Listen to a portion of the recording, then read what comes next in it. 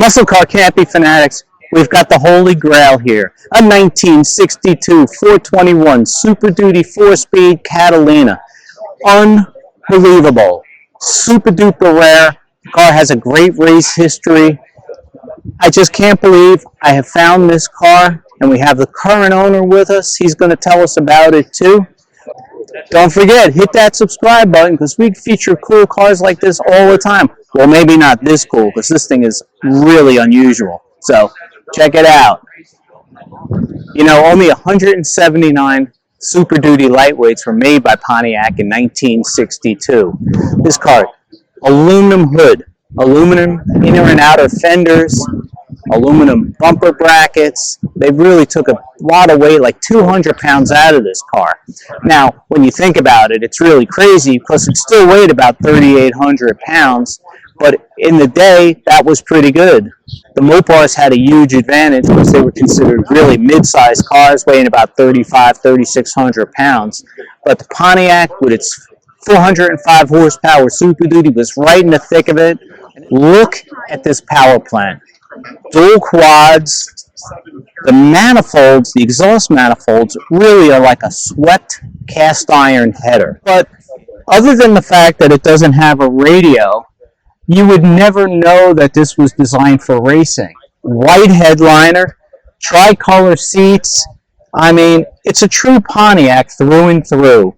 The half clear steering wheel, the Pontiac tachometer. He's got a red line set at 6,500 RPM. I mean, this is just an absolute piece of muscle car history. This was the first Pontiac to have a Hurst branded shifter in it. Hurst back then was a small company. None of the GM other divisions or Chrysler had to deal with Hurst. It had a GM part number on it, a Pontiac part number. So this was a real deal Hurst shifter in a 62 Catalina. No radio, no AM radio, no FM, no Sirius XM, no Bluetooth, no nothing. And we like it just fine that way. Notice, no clock. I mean, you got a glove box, that's about it. You had a generator gauge and a gas gauge, that was it. I dig this. Manual choke. Imagine buying a car with a manual choke today. Most people wouldn't even know what a choke was. So, I mean, just a great car. 3 pedals. Boom, boom, boom. I'm just dying here. I will say the owner was very intelligent. He put the keys in his pocket as soon as I sat down in the car. So he disappeared, so there's no chance that I will go anywhere in his car. But let me tell you, this thing is styled to the nines. For a race car, tricolor, love the dash pad is a different color than the lower part of the instrument panel. One last really cool part of this car, check it out. We're going to open up the glove box, and inside is the owner's manual.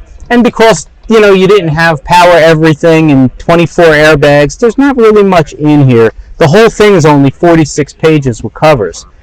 But that's not the best part. Inside, he also has the addendum, the 62 Pontiac Super Duty booklet, which basically tells you, do not buy this car. Unless you're serious about racing, walk away. Because really, it tells you everything you need to know about the car. Let's take a little read.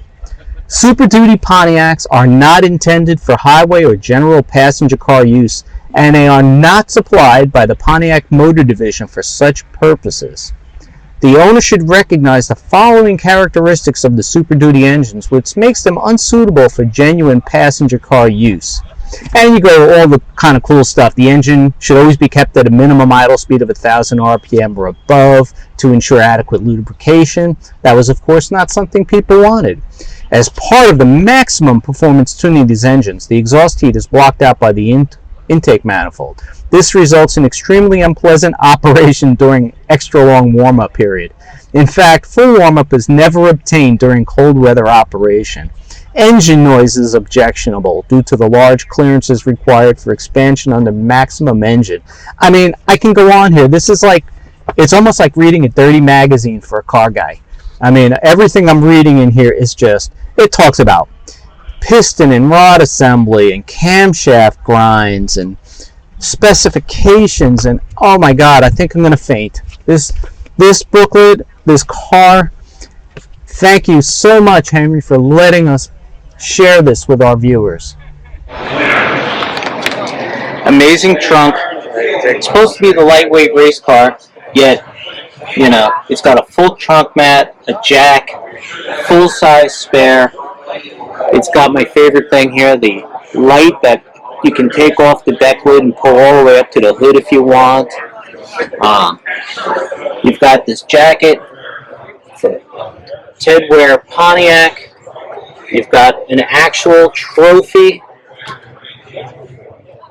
orange drag strip stock eliminator. When do you see stuff like this? This is a piece of history, folks. Still have the jack instructions, just in case.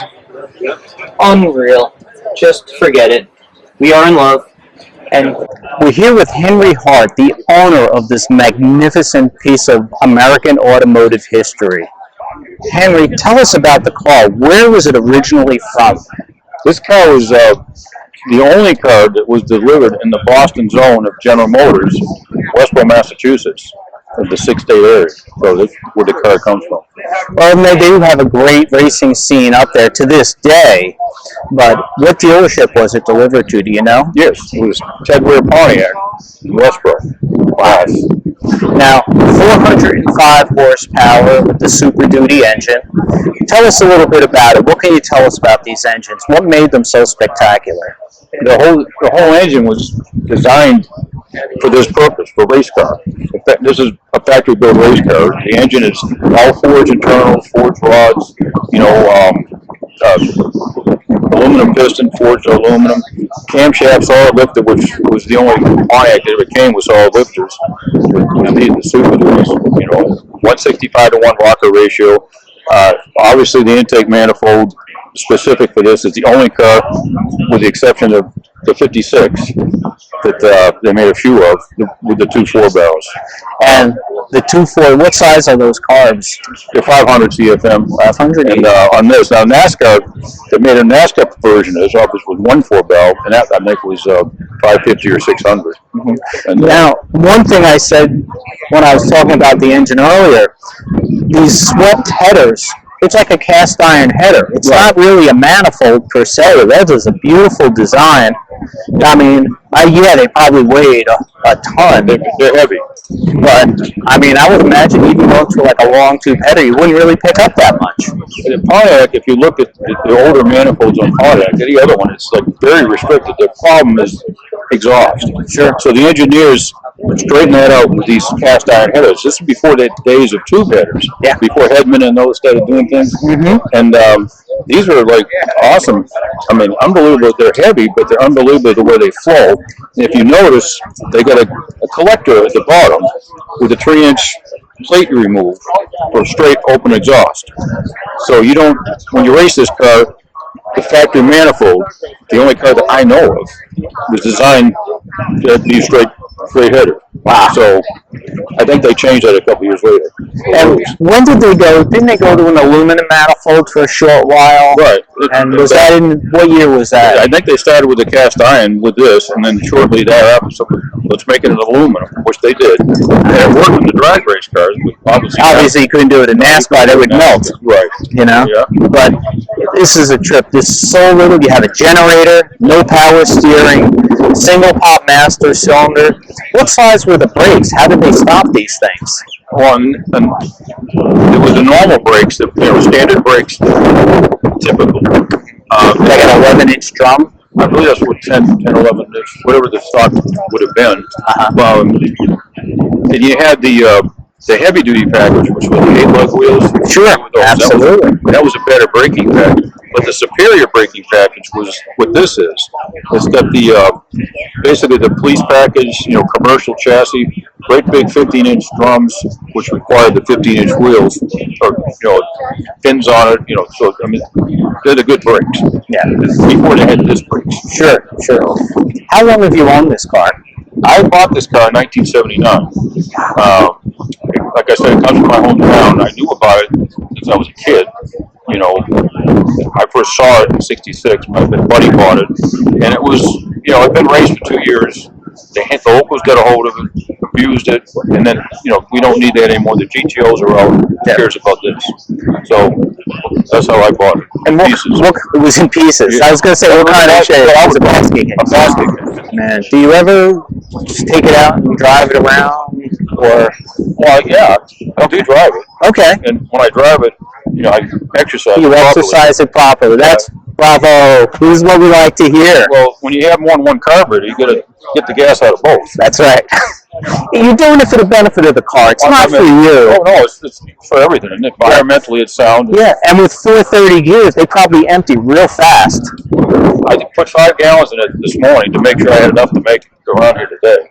So, of course, the 110 is what we run on it. Right, and fuel economy wasn't exactly a priority when they were developing this car. No, it was a priority for NASCAR, I guess, but not for the NHRA guys. Sure.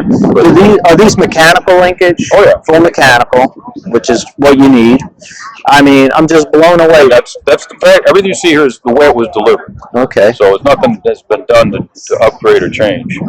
Now, it's interesting to me. Now, again, call me crazy. You've got a factory lightweight, yet those beautiful tricolor bench seats, front and rear, they look like they could be a little heavy. I mean, you'd think they would go with something like a Tempest seat or something like that to get some more weight out. To be, I think they did wacky stuff in '63. What you talk about, but in '62, this was pretty much the first car that was coming through as you had to have the car through the dealer in order to call it a stock car. Gotcha. So the man that ordered this car, it was basically 2 interiors, a cheaper interior, but I'm sure they weighed about the same. That's true. This is the upgrade. Yeah. It's a nice interior. Is there anything else you could tell us about the Super Duties that we may not have touched on here? Pulleys are special. The fan is half pitched. The pulleys are deeper than, see how deep the grooves are on the pulleys? Yeah. Okay. For high RPM. Correct. Make sure the belts didn't fly off. Where, it's just sitting in traffic, forget about it. Yeah. But as long as there's air flowing, you're all set. Yeah, there's no shroud. No. When they raced the car, they pulled the exhaust off and put a station wagon exhaust up, single tailpipe. Yeah. Because you didn't run it through the exhaust, you ran it through the dumpers. Sure. And, that probably saved 50 pounds with all that exhaust. Probably a little bit. So, I mean, the stuff like that they did. This is the first car that came with a Hurst Campbell shifter. I don't know if you noticed that. That I didn't notice. No. They actually did have a Hurst shifter. Hurst was just a small outfit. Sure. And, Corvettes, the Bel Airs, none of them had that. No. But Pontiac had it. They put a Pontiac part number on it, and that made it legal for the car. Wow. So there was little things like that, that most of it. That's just little detail stuff. It's kind of cool. What's your favorite part of this car? Is there one thing that's really, you get in it and you smile, that's it? It's just the whole, the sum of the parts. I smile when I look at it, and I smile when I sit in it. But, my favorite part is when I turn the key and, it's an animal. I mean, the thing is... Well, what do you say you get in it and start it up for us, and we can really hear what this thing sounds like? I'd be happy to do that if it's allowed here. That's okay. But I won't tell anybody. I'll tell them it was the guy in the Cadillac over there. They'll definitely know we're doing this. All right.